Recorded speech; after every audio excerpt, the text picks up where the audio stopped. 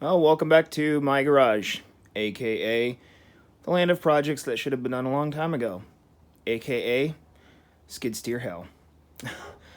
Uh, so, between having a child, work taking off my actual job like crazy, and the coronavirus pandemic, I pretty much put this machine on the back burner for about a year. And I'll tell you why. Well, all the things I already mentioned, but also, I got really mad at this thing one night. So, I got all the steering bushings replaced and got the new tires on and was, was getting ready to center the steering. And I went to fill it with hydraulic fluid. The reservoir's behind the firewall right there. And it started leaking right down there. So the tank is like this weird kidney bean shaped tank. And the where the fluid comes out goes through the rail here, and there's a fitting right there with a hose that comes back and goes straight into there. Okay. So I filled it up and it started leaking right there. And I couldn't find the leak. I looked, I tried to crawl up into there and get a flashlight and look and everything. I didn't know where it was leaking. I thought maybe after all this time, somehow I had a puncture in my hydraulic tank, because I was sort of probing back there with scrapers and, everything else to clean out all the crud that was in here. I thought maybe I punctured something.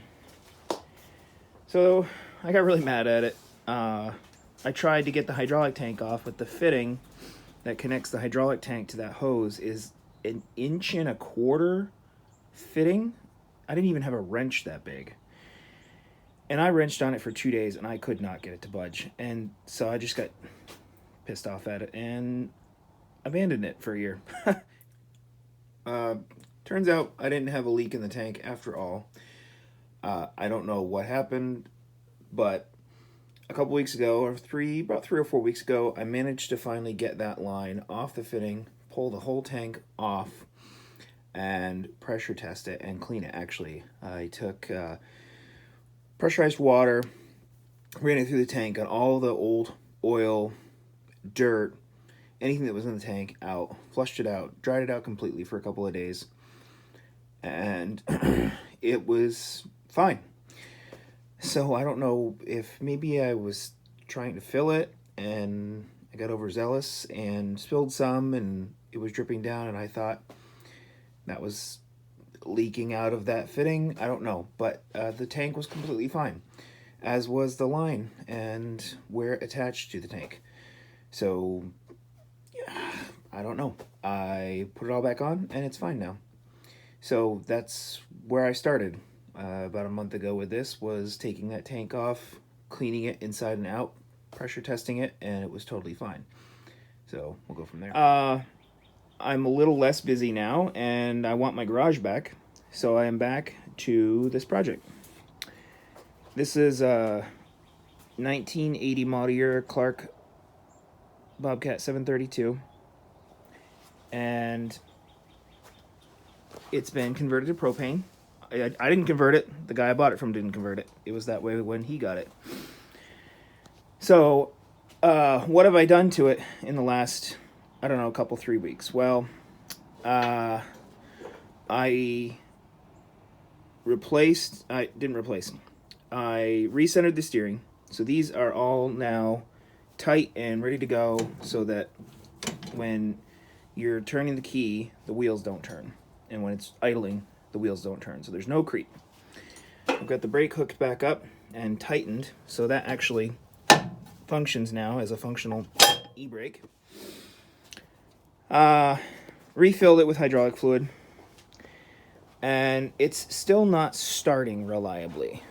I have an idea of what's going on, but it's just, you crank and crank and crank, and you struggle with the thing for like 20 minutes to get it going. So I started tearing into it. Let me tie up this door real quick before it hits me in the back of the leg. Yeah, good old bungee strap. I started tearing into it, and I realized that it was a fuel issue. It had great spark, and had really good compression. 2 of the 4 cylinders had 150 psi.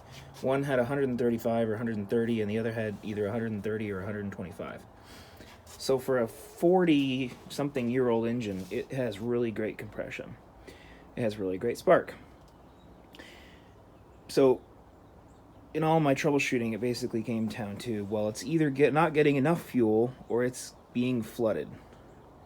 So I went online and I ordered a new filter check valve and a new regulator.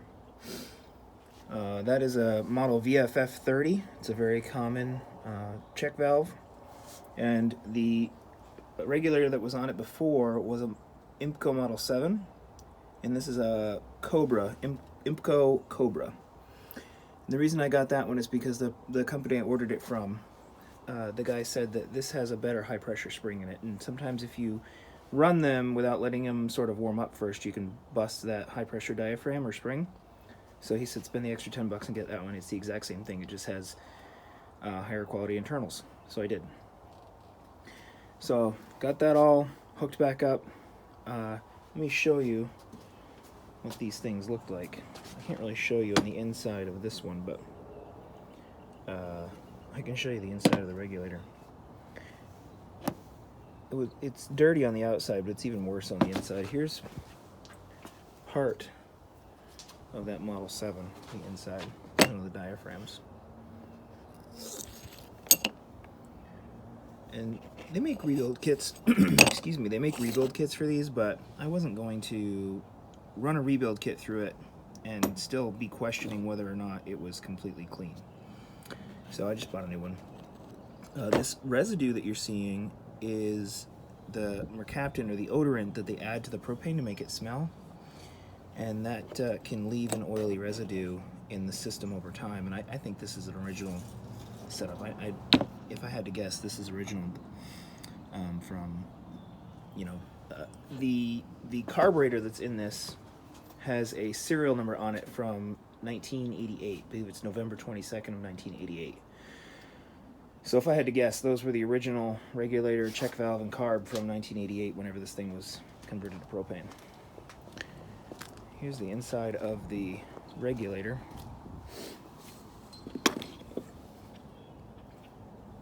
And again, it's just really dirty, and it's got a bunch of that oily residue on the inside. The other side's even worse.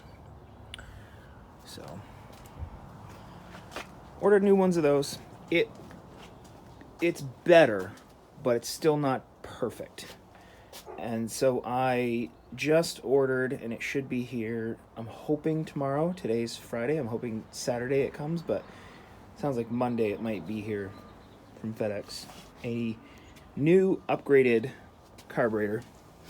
That IMCO carburetor right there is a CA50-4. It's an updraft carburetor. And their newer model is a CA55-4. It's got better internals, it's a little more high quality, and it'll be brand new. I did clean that carburetor. That carburetor was absolutely nasty, dirty, dusty. I'll try and input some pictures at the end of this video of how bad it was.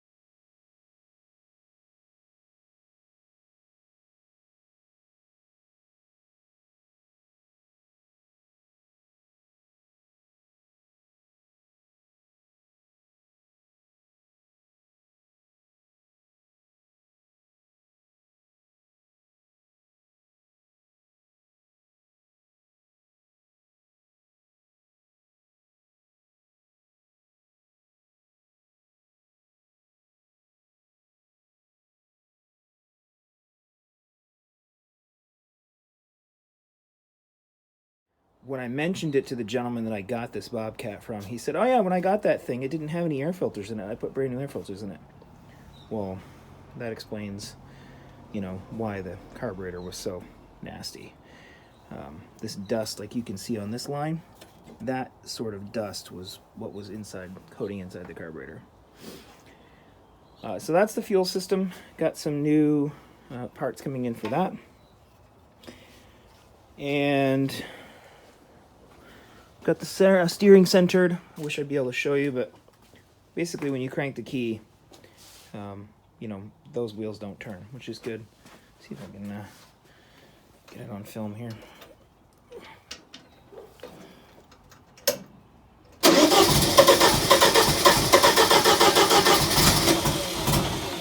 Of course, now it wants to run. Stupid thing. Turn the fuel on. Let me see if it'll actually go. Of course it wants to start now that I don't want it to start. I just turn the fuel off. That'd be really funny if it starts.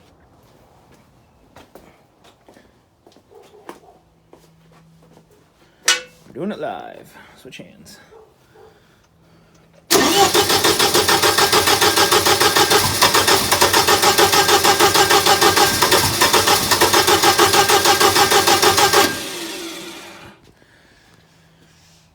She's a bitch.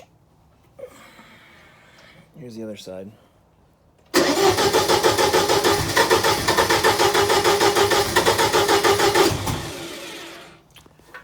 And it wants to go so bad. And I stand here and I fight with it and I get pissed off and I stop and then I come back an hour later.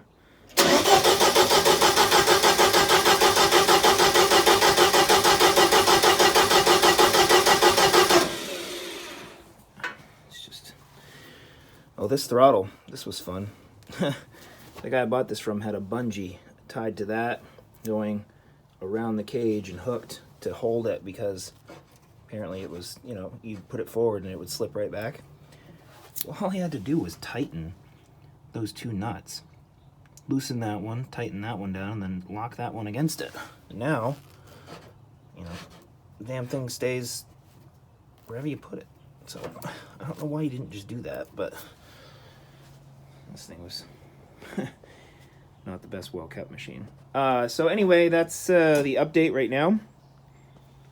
Yeah, I'm trying not to rant and ramble in this video, but hopefully when that carburetor comes, I can just slap that puppy on, turn the key, and it'll go. We'll see. At that point, if I have a brand new check valve, I have a brand new regulator, and a brand new carburetor on it with minimal tweaking. If I can't get it going, at that point, we're looking at spark, which I don't think that's an issue. I have a really good spark, but it could be. We'll see. That's about all I have. If you have any questions, let me know. I do have two other skid steers projects. The 520 I still do have. This thing threw me for a loop too. All of a sudden I put a new battery in it and it lost spark. So I got cheesed off at it and I tore the motor out of it and brought it to a shop and they couldn't get spark back. So I put out a call to help on Facebook and a guy helped me out and got spark back in it. And we mounted it back in there. I still have 4 bolts there. I have to mount it to the bottom plate, but that's the next project. I'll be hanging on to this machine. I like this machine. It's a good size. It's got good power, and I'll be hanging on to it. And in the meantime, I thought it'd be a good idea to buy a third skid steer. This came up for sale in Wisconsin. It was a really good price, so I couldn't pass it up. I've always wanted a uniloader. It's an 1816B. I think it's 1976-ish vintage, somewhere in there. Let's see, what did this have for problems? Had a little bit of creep in the steering. It was very touchy on the controls, so you would, push the control forward, especially on the right side. You could push the control forward just a tiny bit, and the thing would just take off full speed on the right-hand side. So, it was creeping at idle, but then also the adjustments were really strange. So what have I done to it so far? Replaced a few hydraulic lines. This one here, this metal one for the bucket lift. All of the lines for the bucket lift going from the cylinders over to that T and down to the pump are all new. Let's see, what else? I did repacked all 4 cylinders. You know, I was buying it sight unseen, and I had it shipped to me, and as I was talking to the guy, he's like, oh yeah, you know, 1 or maybe 2 of the cylinders leak. Yeah, all 4 of them leaked. Especially the lift, or the tilt cylinders especially, were terrible. I mean, the fluid was just pouring out of that cylinder when I would run the machine. And actually, the bucket lift cylinders weren't even hooked up when I got it. They were capped off and unhooked completely when I got the machine, so I couldn't lift the bucket without using a chain. So, and I've never redone hydraulic cylinders before, so that was fun. It wasn't horrible. You know, the seal kits were like $18 online each, and it took, you know, an hour or 2 to do each one. So I did all 4 of those. None of them leak now. Few other hoses, miscellaneous things. The one thing that this does need is tires, and I'm trying to find a good source for tires. You can run, you know, these truck tires on it, but you get no grip. They're good for pavement, but they're no good if you want to dig, you know, in grass.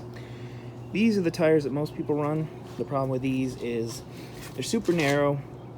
They get great grip, but I don't know. I don't like this machine as much as I thought I would. Let me tell you why. With as tall as this is, and how short it is, and how narrow it is, it's uncomfortable to run for me. I'm a little scared of it.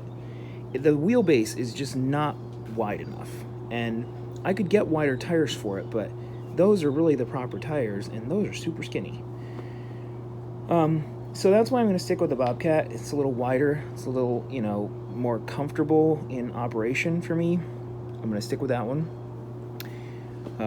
And sell this one very shortly. I've been playing with the steering to get it to where it won't creep, and where the controls are just real nice and tight. You know, when you move this, you know, you can't have any play in any of your linkages down there or anything. So, you know, I've just been making sure those were all tight, ready to go. You know, when you move this down there, you shouldn't see any movement at all. Any movement that isn't moving the control. Somebody actually swapped, before I got it, they swapped a really nice Kohler 18 horse into it with an electric fuel pump. That was nice. That engine runs great. I've got the rear weights off it right now because I was trying to diagnose something else. And I do have the side cages for it. They're just taken off because I've been working on it. But yeah, this, other than needing tires, this, once the steering and control adjustments are made, this will make somebody a really nice machine, other than needing tires. Because, you know, all the hard work's done, basically. All the pumps were gone through before I got it, so the pumps are all really good, and, you know, there's no issue with any of the pumps. So, I'm gonna get rid of that machine. I thought, like I said, I thought I would like it a lot more than I do. I'm just not, I'm not happy with the way it drives. I'm not comfortable with it. It's really, really sketchy to drive. And I do still have the Terramite T5C. That thing is awesome. I will never, ever, ever sell it. I've replaced a few more lines, done a few other things to it.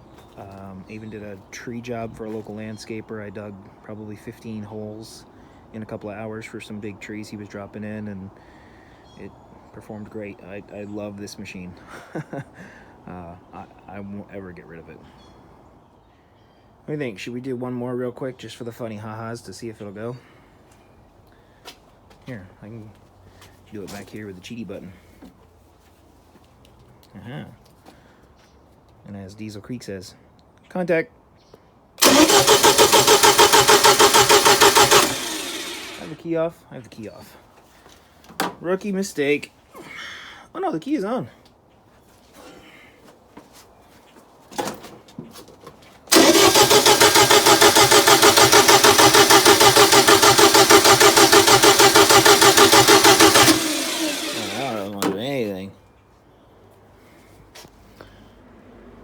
Paso amigo.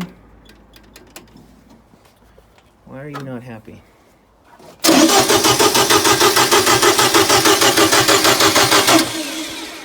How am I not getting anything out of it? That's really strange. I usually get 1 or 2 little kicks out of it.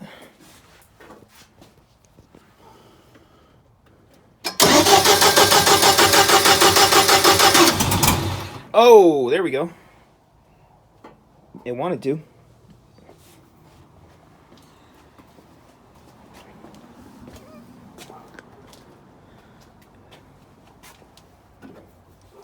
One more time.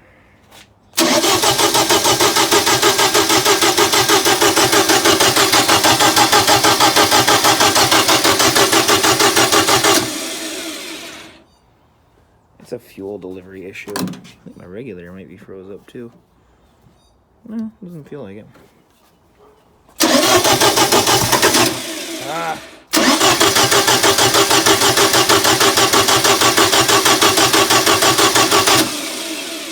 Anyway, that's the deal with that. Ignore my super messy garage. It's been a long winter, but we'll see what happens on Sunday when I get that new carburetor, or Saturday, tomorrow, or Monday, and we'll go from there. If you have a comment, leave it. If you like the video, like it, and stay tuned. See ya. Hey! There we go. Victory. Nice and centered.